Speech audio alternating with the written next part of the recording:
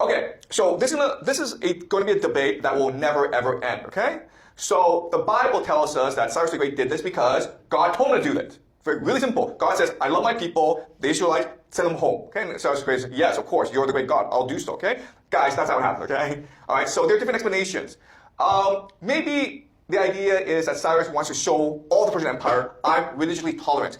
You can practice your religion, you can celebrate your religion. That's what the Persian Empire is, an open, tolerant, generous empire, okay? That's true. What's also true is that Cyrus found himself as a righteous and merciful king who wanted to be generous to everyone, okay? So he saw the Israelites want a home, he says, well, go home, okay? It's also possible that there's a faction within the Israelites who supported his Babylon takeover, okay? I don't know if this is true, it's probably not true, but we consider that as a possibility. That the Israelites in Babylon supported his takeover, and so to thank them, Cyrus said, fine, I'll give you back Jerusalem. Another possibility is that when Cyrus the Great conquered Babylon, he discovered that, you know what, these Israelites are really good administrators. And this is true throughout history because remember, the Israelites had their Bible. And the religion requires them to study the Bible. And as we discussed, the Bible is one of debate, openness, asking questions. And so these are very literate intellectuals. And they rise up very high in the Babylon administration. But this is true throughout history where Jewish people will rise very high in all empires, including the Islamic Empire, including the American Empire, okay? I think the best reason for it happening is divide and rule, okay? So the idea is that you need to control the Levant.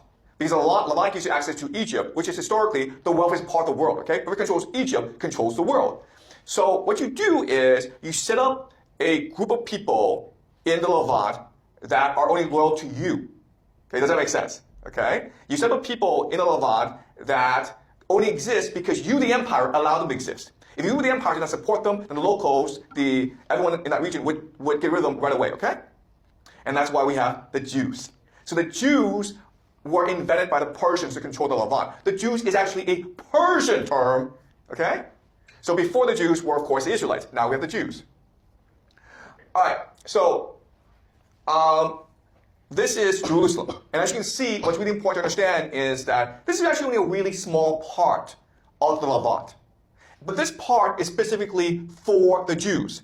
And it's part of this Persian province called beyond the river. Okay? And they call it the province of Yahu. That's why we have the term Jews. Okay? Because they are part of the province of Yahu. And what's really important to understand is they're surrounded by enemies. The Sumerians are Israelites who have stayed in the Levant. Okay, do you understand? So most people around them are in fact Israelites who adapted to local circumstances. And that means that they practice different religions. That also means that they married foreign women as well. But they still consider themselves as Israelites, okay? Right? Does that make sense, guys?